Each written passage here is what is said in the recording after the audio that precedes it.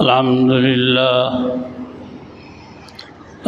لله نحمده ونستعينه ونستغفره ونؤمن به ونتوكل عليه ونعوذ بالله من شرور أنفسنا ومن سيئات أعمالنا من يهده الله فلا مضل له ومن يضلله فلا هادي له وأشهد أن لا إله إلا الله وحده لا شريك له وأشهد أن محمدا عبده ورسوله أما بعد فإن خير الحديث كتاب الله وخير الهدي هدي محمد صلى الله عليه وسلم وشر الأمور محدثاتها وكل محدثة بدعة وكل بدعة ضلالة وكل ضلالة في النار. أعوذ بالله السميع العليم من الشيطان الرجيم. بسم الله الرحمن الرحيم. يا أيها الذين آمنوا اتقوا الله حق تقاته ولا تموتن إلا وأنتم مسلمون. يا أيها الناس اتقوا ربكم الذي خلقكم من نفس واحدة وخلق منها زوجها وبث منهما رجالا كثيرا ونساء واتقوا الله الذي تساءلون به والأرحام إن الله كان عليكم رقيبا. يا أيها الذين آمنوا اتقوا الله وقولوا قولا سديدا يصلح لكم أعمالكم ويغفر لكم ذنوبكم ومن يطع الله ورسوله فقد فاز فوزا عظيما. قال الله تبارك وتعالى في مقام آخر والذين يؤذون المؤمنين والمؤمنات بغير ما اكتسبوا فقد احتملوا بهتانا وإثما مبينا. إن الذين يؤذون الله ورسوله لعنهم الله في الدنيا والآخرة وأعد لهم عذابا مهينا.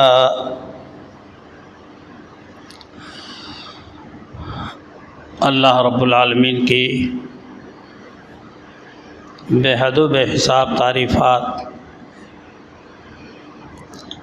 اور اس کی عظمت و بزرگی اور بڑائی ذکر کرنے کے بعد بے شمار درود و سلام ہوں امام کائنات سید الانبیاء جناب محمد رسول اللہ صلی اللہ علیہ وسلم کی ذات گرامی پر. ارشاد باری تعالی پہلی آیت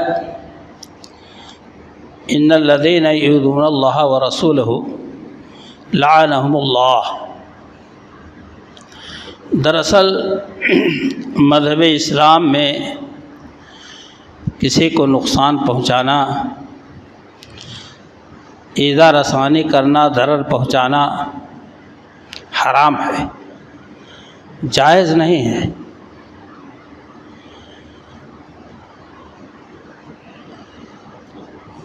اور ایسا قدم نہ اٹھائے کہ خود بھی مصیبت و پریشانی میں پڑے، تکلیف میں پھنسے. لا ضرر ولا ضرار فی الاسلام. نبی اکرم صلی اللہ علیہ وسلم نے فرمایا کہ اسلام میں ضرر اور ضرار دونوں نہیں ہے کہ تکلیف اور ایذا پہنچانے کے لیے آپ کوئی کام ایسا کریں کہ دوسرے پریشان ہوں. اللہ کے رسول صلی اللہ علیہ وسلم کی واضح احادیث اور آیات مبارکہ ہمارے اور آپ کے لیے رہنمائی میں کافی ہے. ہمیں کسی اور کی چیز کی ضرورت نہیں ہے کہ کہ اللہ اور اس کے رسول کے کلام کو چھوڑ کر، فرمان کو چھوڑ کر کسی اور کی طرف نظر اٹھائیں، خود مطالعہ کریں قرآن کا۔ اللہ کا ارشاد گرامی میں نے سورہ احزاب کی آیت نمبر 32 اور 33 تلاوت کی ہے کہ یقیناً وہ لوگ جو اللہ اور اس کے رسول کو ایذا پہنچاتے ہیں، اللہ اور نبی صلی اللہ علیہ وسلم کو، اللہ کے نبی کو تکلیف پہنچاتے ہیں، ان پر اللہ کی لعنت، لعنہم اللہ فی الدنیا والآخرہ، دنیا میں بھی اور آخرت میں بھی ان پر لعنت ہے، وَأَعَدَّ لَهُمْ عَذَابًا مُهِينًا، اور رسوا کن عذاب اللہ نے ان کے لیے تیار کر رکھا ہے۔ اللہ کے ساتھ ایذا رسانی کا کیا معاملہ؟ خود اللہ فرماتا ہے، حدیث قدسی ہے کہ یؤذینی ابن آدم، ابن آدم مجھے تکلیف پہنچاتا ہے اور مجھے گالی دیتا ہے۔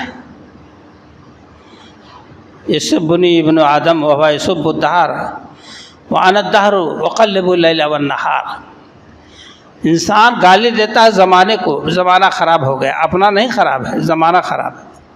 اللہ فرماتا ہے زمانہ میں ہوں، میں ہی رات و دن کو پلٹتا ہوں، یہ مسائل میرے ہاتھ میں ہیں۔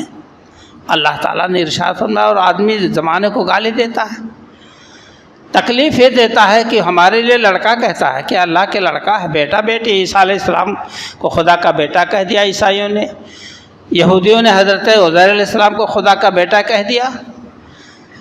یہ اللہ کو تکلیف دینا، اللہ کو گالی دینا ہوا۔ ارشاد نبی صلی اللہ علیہ وسلم ہے، من زار اللہ زار اللہ بہ ومن شاق اللہ فشاق بہ، جس نے اللہ کو ضرر پہنچایا تو اللہ کا تو کچھ بگڑے گا نہیں، وہ خود تکلیف میں پڑ جائے گا، اور مشقت میں اگر ڈالا ہے اللہ کو تو وہ یقیناً مشقت میں پڑے گا اللہ کی طرف سے، اللہ کا کچھ نہیں بگڑے گا۔ نبی اکرم صلی اللہ علیہ وسلم کے ارشادات ہمارے اور آپ کے سامنے ہونی چاہیے۔ کوئی ایسا شعبہ نہیں ہے کہ شریعت اسلامیہ نے اس بارے میں ہم کو اور آپ کو درس نہ دے دیا ہو، سبق نہ پڑھا دیا ہو اور آگاہ نہ کر دیا ہو۔ ہم اور آپ اس بات کو اچھی طرح سمجھ لیں۔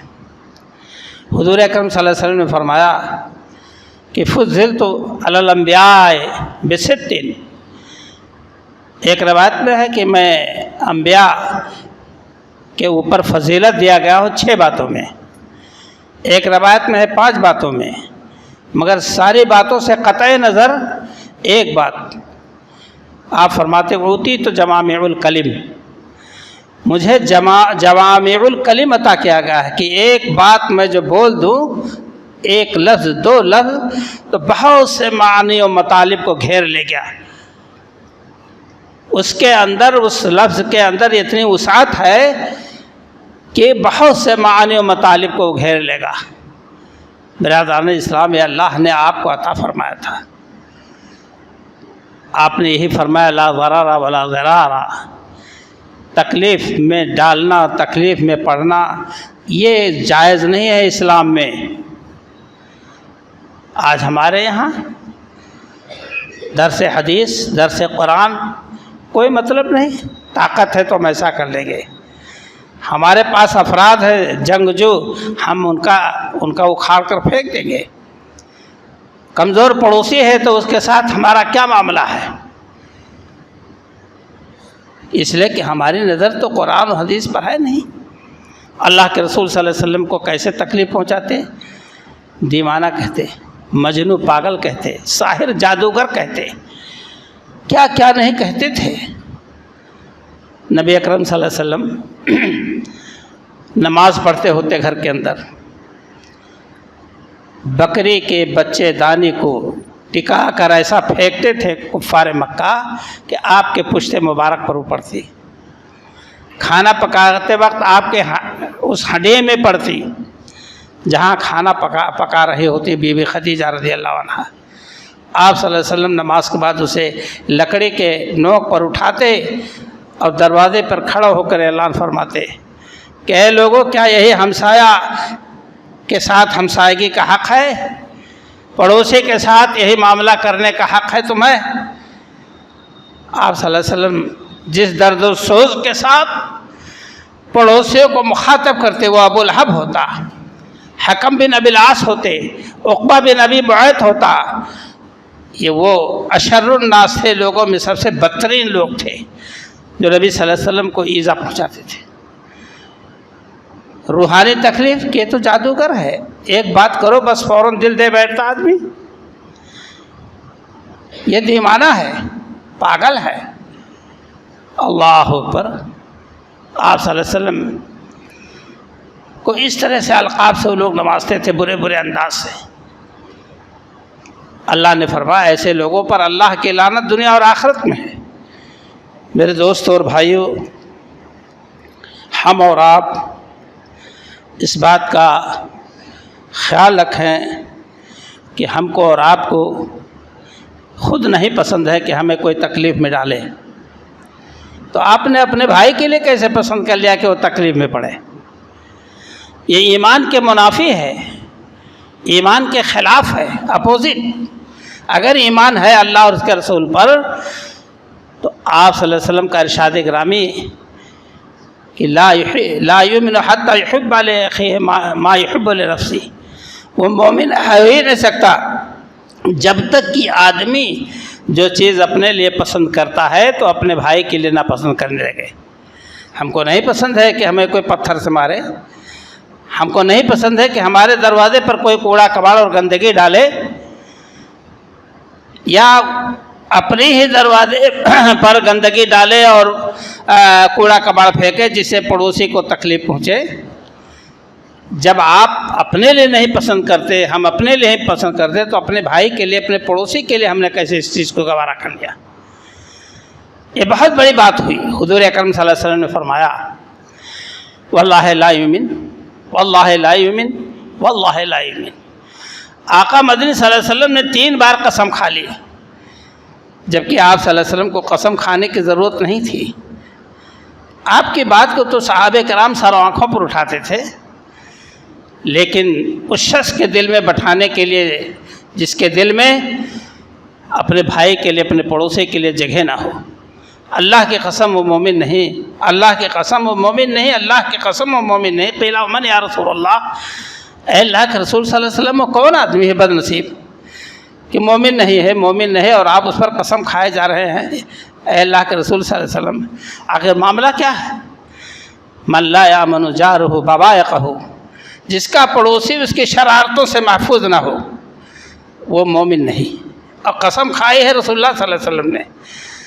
آپ زبردستی مومن بنے رہیں، اسلامی نام رکھے رہیں، اور کام ہو منافقوں جیسا، ہمارا اور آپ کا زمین ہڑپ کر لی، 4 فٹ پہلے چھکا لیا، قبضہ کر لیا، جو زندگی بھر غریب پڑوسی تکلیف محسوس کرتا رہے گا۔ آپ کیا سمجھتے ہیں؟ آپ آداب زندگی نہیں جانتے۔ اللہ کے رسول صلی اللہ علیہ وسلم نے ہم کو آداب زندگی سکھلایا ہے، حتیٰ کہ پیشاب پاخانہ کا طریقہ بتایا ہے۔ غالباً انس بن مالک رضی اللہ عنہ کہ سلمان فارسی، یہودیوں نے کہا کہ تمہارا نبی تو پیشاب پاخانہ کا طریقہ بتاتا ہے، تو بڑے فخر سے سینہ چوڑا کر کے بولے کہ ہاں ہمارے اللہ کے رسول صلی اللہ علیہ وسلم، ہمارے نبی ہم کو پیشاب پاخانہ کا ادب اور طریقہ بتاتے ہیں۔ آپ نے فرمایا اتقوا اللعانین، اے لوگو تم 2 جگہوں کی لعنت سے بچو۔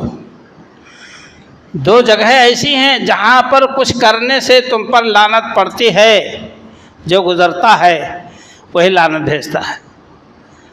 کتنا بڑا ادب!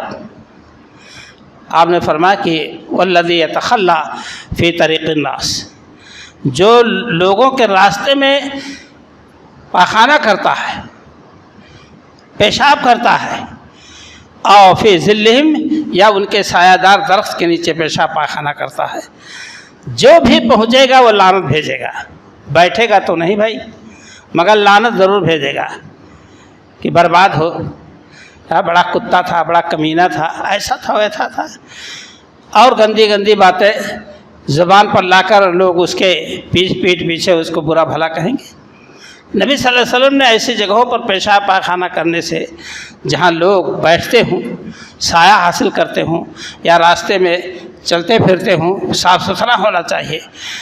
پاکیزگی اور صفائی کا سب سے زیادہ اس کی تعلیم اللہ کے نبی صلی اللہ علیہ وسلم نے ہم لوگوں کو دی ہے، اور ہمیں لوگ اس سے بیگانہ ہیں۔ ہمیں لوگ اس سے بیگانہ ہیں، جبکہ ہم کو سب سے پہلے اسے اٹھا لینا چاہیے اپنے پلکوں پر کہ اللہ کے رسول کا فرمان ہے صلی اللہ علیہ وسلم۔ ہمارے حضور صلی اللہ علیہ وسلم کا ارشاد گرامی ہے، دامن میں سمیٹ لیتے، آنکھوں سے لگا لیتے، سینے میں بسا لیتے، جبینوں میں بسا لیتے۔ آج اسی بنیاد پر کتنا خلفشار ہے دنیا میں، جو مظلوم ہے مجبور ہے وہ آہو بکا کر کے رہ جاتا ہے، کفے افسوس پڑھ کے رہ جاتا ہے، لیکن دیر یا سویر اس ظالم کو تمام مسائل سے بھگتنا پڑتا ہے۔ اللہ کے نبی جناب محمد رسول اللہ صلی اللہ علیہ وسلم نے ہم کو اور آپ کو جو تعلیم دی ہے اس سلسلے میں، ان تمام اسباق کو ہم اور آپ سنتے جائیں کہ اللہ کے رسول صلی اللہ علیہ وسلم نے کیا ارشاد فرمایا ہے اور اس میں ہمارا اور آپ کا کیا طریقہ ہونا چاہیے۔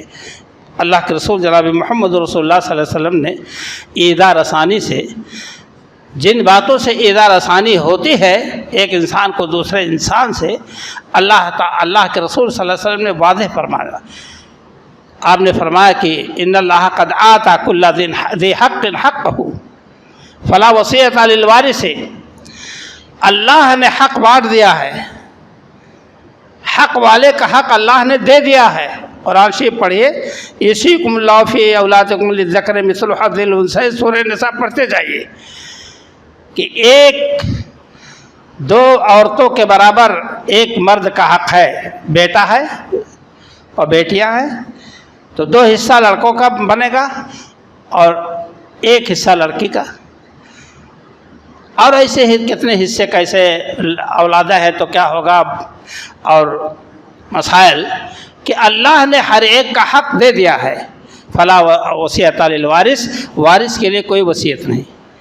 وصیت جائز ہے مذہب اسلام میں، لیکن 1/3 حصہ یا اس سے کم ہی کوئی وصیت کرتے ہیں۔ ہمارے 50 بیگھہ زمین ہے، ہم 5 بیگھہ وصیت کرتے ہیں فلاں کو دے دینا، لیکن اولاد کو نہیں، بیٹا کو نہیں، بیٹی کو نہیں، اس لیے کہ وہ وصیت والا حصہ بھی پالے گا اور پھر اس کے بعد ترکہ پب میں بھی اس کو حصہ مل جائے گا، جس سے بھائیوں بہنوں کو تکلیف ہوگی، اور مذہب اسلام کسی کو تکلیف نہیں دینا چاہتا ہے۔ آپ بات سمجھ لیں اس بات کو۔ نعمان بن بشیر رضی اللہ عنہ کا واقعہ ہے، انہوں نے کہا کہ اپنے اہلیہ سے، بیوی سے، کہ میرا ارادہ ہے کہ بڑے بیٹے کو کچھ میں سامان زیادہ دے دوں۔ تو اللہ کی بندی کیسی ہے، کیسی عورت ہے، کہا اللہ کی قسم میں اس فیصلے کو اس وقت تک نہیں مانوں گی جب تک کہ نبی صلی اللہ علیہ وسلم کو گواہ نہ بنا لوں۔ اللہ کے رسول صلی اللہ علیہ وسلم گواہ ہو جائیں گے میں تسلیم کر لوں گی، ورنہ نہیں۔ بھاگے گئے، عرض کیا اے اللہ کے رسول صلی اللہ علیہ وسلم، میں نے ارادہ کیا بڑے بیٹے کو کچھ دے دوں۔ آپ نے فرمایا کہ قطعاً میں ایسی بات پر گواہ نہیں بن سکتا ہوں جو جہنم میں جانے کا ذریعہ ہو۔ اللہ آپ کا فیصلہ ہو گیا۔ نعمان بن بشیر فوراً بات سے رجوع کر لیے، توبہ کر لیے، ارادہ ختم کر دیا، کیونکہ صحابہ کرام تو ایسے تھے کہ جیسے حضور کا ارشاد گرامی سنتے، کسی کے حوالہ سے سنتے یا حضور صلی اللہ علیہ وسلم کی زبانی سنتے تو فوراً اس پر عمل پیرا ہو جاتے۔ میرے دوست اور بھائیوں، آپ اس بات کو سمجھ لیں کہ ایذا رسانی مذہب اسلام میں بہت برا عمل ہے۔ کوئی یہ فخر نہ کرے کہ میں نے اس کو چت کر دیا، میں نے اس کو گرا دیا، میں نے اس کو ذلیل و رسوا کر دیا۔ اللہ کے رسول صلی اللہ علیہ وسلم فرمایا کہ ایمان کے 70 اور کچھ اوپر شعبے ہیں، فَأَفْضَلُهَا قَوْلُ لَا إِلَٰهَ إِلَّا اللَّهُ، ان 70 شاخوں میں سب سے اونچی شاخ لا الہ الا اللہ کی ہے۔ 70 شاخوں میں سب سے اونچی شاخ لا الہ الا اللہ ہے۔ وَأَدْنَاهَا إِمَاطَةُ الْأَذَى عَنِ الطَّرِيقِ، اور ادنا حصہ ان 70 شاخوں کا یا اوپر کی شاخوں کا راستے سے تکلیف دہ چیز کو ہٹا دے رہا ہے۔ ادنا اس لیے آپ نے فرمایا کہ اس میں محنت نہیں ہے، इत्तेफाक से कोई रोड़ा पड़ा है, एक ठोकर मारा, इधर उधर हो गया। केले का छिलका पड़ा है, पैर से नहीं जा रहा, हाथ से एक बाएं हाथ से उठा के फेंक दो। कांटा पड़ा उसको हटा दो, उसमें कोई तकलीफ नहीं होती है। वरना तो बहुत बड़ा काम है कि रास्ते से तकलीफ दह चीज़ हटाना। और आजकल क्या है कि रास्ते ही को कवर किया जाता है तकलीफ देने के लिए। गली कूचा, नाली नाबदान, सारे मसाइल रास्तों ही के ऊपर लोग जो है इस्तेमाल करते हैं। इसलिए मेरे दोस्तों और भाइयों, हमको और आपको नबी सल्लल्लाहु अलैहि वसल्लम के इरशाद गिरामी को सामने रखते हुए, और आपने फरमाया कि वल हया शुअबतुम मिनल ईमान, और आपने फरमाया कि हया ईमान का एक हिस्सा है, इसको अलग आपने फरमाया, एकदम अलग। जो आजकल बेहयाई का मंज़र है, जिसके नताइज इतने ख़राब सुनने में आ रहे हैं, आप लोग देखते हैं, सुनते हैं।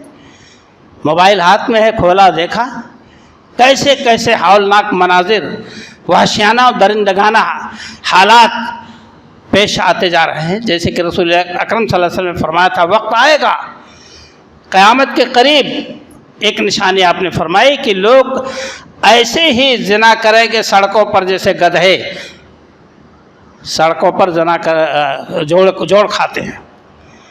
और हो रहा है, सब देखते चले आ रहे हैं। बेहयाई के मनाजिर तो ये आलम है कि अल्लाह तौबा। अल्लाह के रसूल सल्लल्लाहु अलैहि वसल्लम फरमाया कि वल हया शुअबतुम मिनल ईमान, बहुत ही अलग थलग इसको बताया आपने कि हया ईमान का एक हिस्सा है। उन्हीं 70 शाखों में से 73-72 शाखों में से एक शाख हया है, जो एक मुस्तकिल मज़मून है। मेरे दोस्तों और भाइयों, हमको और आपको चाहिए कि इन बातों को सुनें, समझें, पड़ोसी के साथ हमदर्दी का सलूक करें, और नबी सल्लल्लाहु अलैहि वसल्लम के जो तालीमात हैं उसको हम आप अपनाएं।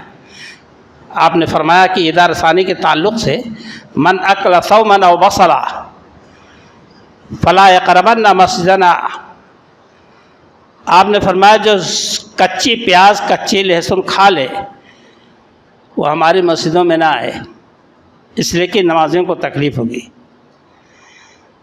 दाएं बाएं लोगों को उसकी बदबू से, उसकी बू से तक इतना ज़्यादा आपने इरशाद फरमाया कि नमाज में हाजिर ना हो। आज बीड़ी सिगरेट पीने वाले और न जाने क्या क्या चीज़ पीने वाले खिलवाड़ समझते हैं। कच्ची तंबाकू, गुटखा, खैनी, ये समझते हैं सब क्या है, कोई हकीकत नहीं। अरे ऐसी मुग़ल्लज़ात चीज़ें हुज़ूर के ज़माने में राइज होती तो आप फ़ौरन उसको हराम करार दे देते, और बाद उलमा ने हराम कहा भी है। क्योंकि मुग़ल्लज़ होने में, गंदा होने में तो कोई शुबा नहीं। अगर गंदा ना होता तो आप उसको बार बार नहीं थूकते, उसको पेट में डालते कि भाई हमारे जो है अंदर जाएगा तो कुछ गुण करेगा, कुछ काम करेगा।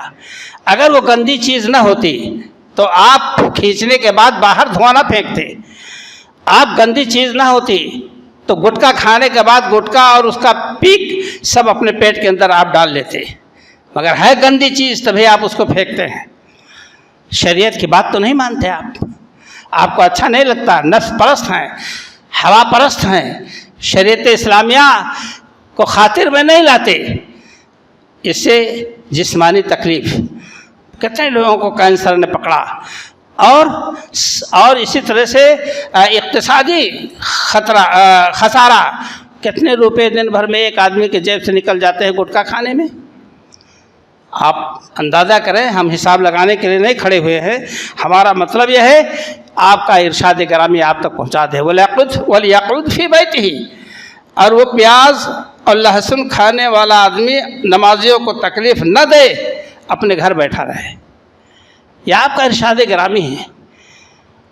लो, आपको नमाज से भी छुट्टी मिल गई, कच्ची प्याज और कच्ची लहसुन खा के घर में बैठे रहो, फुर्सत हो गई, क्योंकि नबी सल्लल्लाहु अलैहि वसल्लम ने मना किया है। अरे मना ये क्या है, तुम कच्ची प्याज और कच्ची लहसुन वक्त पर खा करके न पहुँचो कि जब वो सांस लो तो दाएं बाएं वाले घुटन महसूस करें। यही नहीं मेरे दोस्तों और भाइयों, हज़रत मुआज़ बिन जबल रज़ी अल्लाह ताला अन्हु इमामत करा रहे थे किसी मस्जिद में। क़िरात लंबी कर देते इशा के, لوگ آ کر کے اللہ کے رسول کے پاس شکایت کی، اے اللہ کے رسول صلی اللہ علیہ وسلم دن بھر کام کرتے ہیں، محنت کرتے ہیں، اور شام کو تھکے ہارے رہتے ہیں، یہ معاذ کھڑے رہتے ہیں تو سورہ بقرہ تلاوت کرتے ہیں۔ تو آپ نے نہیں یہ فرمایا کہ اے معاذ ایسا نہ کرو، آپ نے کہا انت فتان یا معاذ، اے معاذ تم فتنہ پرور ہو، اے معاذ تم فتنہ پرور ہو جو نمازیوں کو اتنی تکلیف میں ڈالتے ہو۔ اللہ اکبر، پھٹکار دیکھیے الفاظ حضور صلی اللہ علیہ وسلم کے کہ آپ برس پڑے۔ ہاں آپ کے لیے سورہ والتین والزیتون اور تمام یہ سب القاریہ ملقاریہ کافی ہے عشاء کی نماز میں، حقیقت یہ ہے۔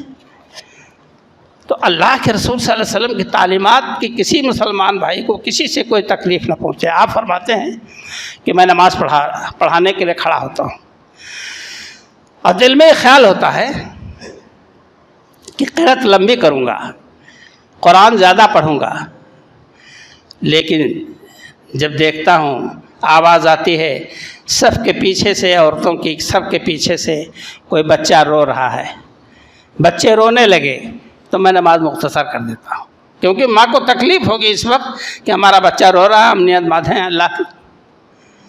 آپ تو بہت رحیم و کریم تھے، آپ کے اخلاق کریمانہ کا تذکرہ ہوتا رہتا ہے، لیکن یہاں عرض کرنا چاہتے ہیں ہم کہ کتنے رحم دل تھے، کتنے صاحب رحمت تھے، رحمت للعالمین تھے، کہ ایک بچہ آیا، بچوں کے رونے کی آواز پر آپ نماز کے اندر قرات ہلکی کر دیتے۔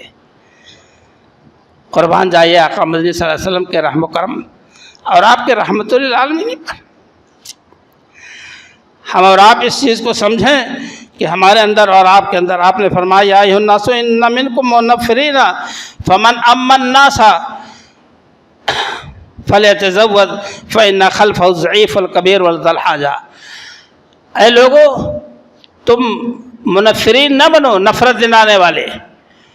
جب تم میں سے کوئی آدمی امامت کرائے تو یہ سمجھ لے کہ اس کے پیچھے بوڑھے بھی ہیں، تھک جاتے ہیں کھڑے کھڑے، ان کے پیچھے ضعیف کمزور لوگ ہیں اور حاجت مند بھی، ضرورت مند بھی، ابھی ہمیں بازار جانا، ابھی کھیتی کے کام میں جانا۔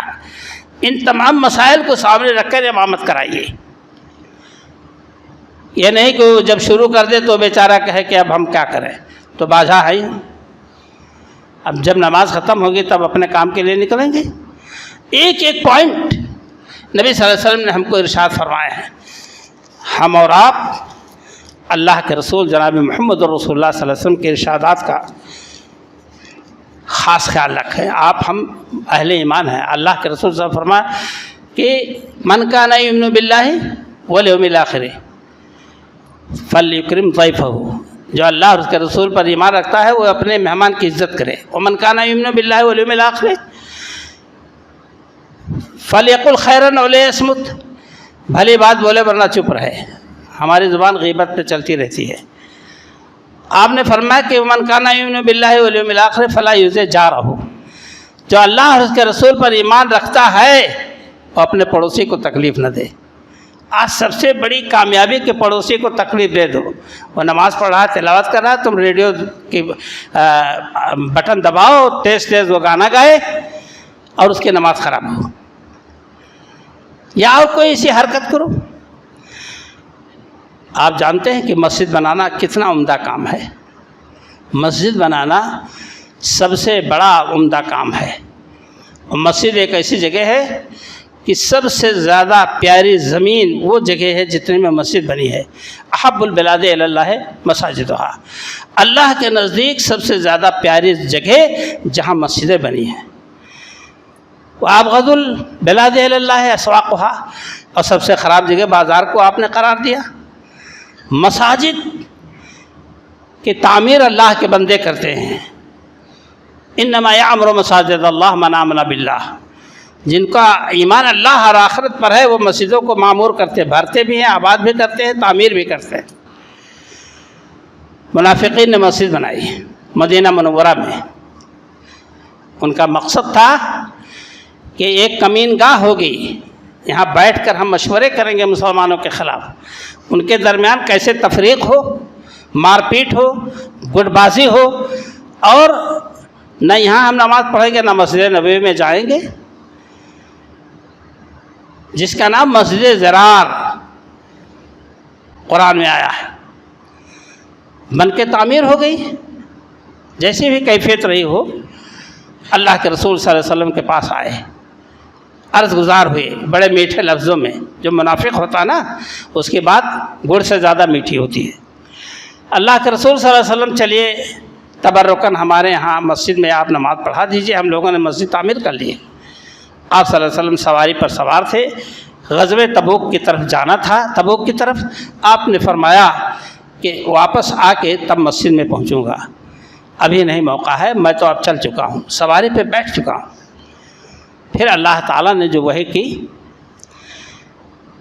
اور پردہ فاش کیا، اللہ نے ان کی نیتوں کے نقاب کشائی کی، اور اللہ نے فرمایا کہ والذین اتخذوا مسجدا ضرارا وتفریقا بین المؤمنین وارصادا لمن حارب اللہ ورسولہ رسولہ من قبل ولا يحلفن ان اردنا الا الحسنى۔ اے نبی سنو، اے ہمارے پیارے حبیب سنو، وہ لوگ جنہوں نے مسجد ضرار تیار کی ہے مسلمانوں کے لیے، ایک گھات کی جگہ گھات کہ یہاں بیٹھ کر مسلمانوں کے خلاف میٹنگ کریں گے، اور تفریقا بین المومنین، مومنین کے درمیان ہم تفرقہ ڈالنے کے ذرائع سوچیں گے۔ اللہ اکبر۔ اللہ نے فرمایا کہ اے نبی سنو، وہ قسم بھی کھائیں گے ان اردنا الا الحسنى، اے نبی صلی اللہ علیہ وسلم ہمارا ارادہ بھلائی کا ہے۔ اللہ فرماتا ہے کہ واللہ یشہد انہم لکاذبون، اللہ گواہی دیتا وہ جھوٹے ہیں۔ اللہ نے اپنے حبیب سے کہا، اللہ گواہی دے رہا ہے آپ کا خدا کہ وہ جھوٹے ہیں اس واقعہ میں۔ لا تقم فیہ ابدا لمسجد اسس علی التقوی من اول یوم حق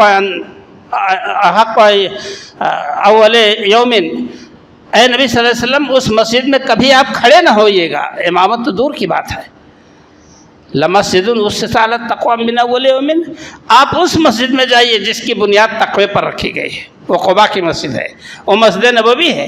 آپ اس میں جائیے، نماز پڑھیے پڑھائیے، اس میں قدم نہ رکھیے گا۔ آپ صلی اللہ علیہ وسلم کو جب راز فاش ہوا، معلوم ہوا اللہ ہی کی طرف سے، دوسروں کی طرف سے نہیں، چند صحابہ کرام کو بھیج کر اس مسجد کو آپ نے بے خوبن سے جڑ و بنیاد سے اکھاڑ کر پھینکوا دیا۔ کیوں؟ مسلمانوں کو ایذا پہنچانے کے لیے وہ مسجد کے نام پر بنائی گئی تھی، اڈا بنایا گیا تھا۔ آپ ذرا سوچیں کہ مذہب اسلام میں ایسی چیز کی گنجائش نہیں ہے کہ کسی مسلمان کو تکلیف پہنچے اور آپ خوش ہوں۔ یہ آقا مدنی صلی اللہ علیہ وسلم کا ارشاد، من زار اللہ زار به، زار اللہ، من زار اللہ به، جو نقصان سوچتا ہے کرتا ہے کسی کے لیے تو اللہ اس کے لیے نقصان تیار کرتا ہے، جو کسی کو مشقت میں ڈالنے کے لیے سوچتا ہے تو اللہ اس کو مشقت میں ڈال دیتا ہے۔ یہ اللہ کے رسول کا ارشاد گرامی اور وعدہ ہے، اور وہ کبھی خلاف نہیں ہو سکتا۔ ہم اور آپ کبھی اپنی زبان سے، ہاتھ پاؤں سے اپنے بھائی مسلمان بھائی کو تکلیف دے دیتے ہیں، گالی گلوچ دے دیا، تھپڑ سے مار دیا، سامان ڈھکیل دیا، لے جا کے گاڑی کھڑی کر دی راستے میں، اب وہ ٹوکتا ہے تو آپ غراتے ہیں۔ المسلم من سلم المسلمون من لسانہ ویدہ۔ آپ صلی اللہ علیہ وسلم نے فرمایا کہ مسلمان تو وہ ہے جس کی زبان اور ہاتھ سے لوگ محفوظ رہیں، بچے رہیں، محفوظ رہیں، جس کے زبان سے، زبان پہلے آپ نے ارشاد فرمایا، اس لیے کہ بہت جلدی چلتی ہے، ہاتھ پاؤں تو بعد میں اٹھتے ہیں جب مار پیٹ کی نوبت آتی ہے۔ جس شخص نے اپنے مسلمان بھائی کو محفوظ رکھا اپنی زبان اور اپنے ہاتھ سے، وہ مسلمان ہے۔ من سلم المسلمون من لسانہ ویدہ۔ ان تمام روایات، احادیث مبارکہ، آیات مقدسہ کے ذریعہ میں آپ کو اس بات سے آگاہ کرتا ہوں، عالم ہو یا عامی، امیر ہو یا غریب، ہر کسی کی ذمہ داری ہے، ہر شخص کی، کہ اپنے بھائی پڑوسی اور اپنے بھائی کو کسی بھی اینگل سے ایذا پہنچانے کی، تکلیف دینے کی کوشش نہ کرے، ورنہ ایمان سے خارج ہو جائے گا۔ کیونکہ نبی صلی اللہ علیہ وسلم قسم کھا چکے ہیں، واللہ لا یؤمن واللہ لا یؤمن واللہ لا یؤمن من لا یامن جارہ بوائقہ۔ اللہ تعالیٰ سے دعا ہے کہ رب کائنات ہم تمام لوگوں کو ایمان و عمل کی توفیق سے مالا مال فرمائے، نبی اکرم صلی اللہ علیہ وسلم کے ارشاد مبارکہ اور قرآن کریم کے ارشادات کے مطابق ہم سب کو زندگی گزارنے کی توفیق دے، اور کسی بھی اپنے بھائی کو ایذا پہنچانے سے اللہ تعالیٰ ہم سب کو محفوظ رکھے۔ آمین، تقبل یا رب العالمین۔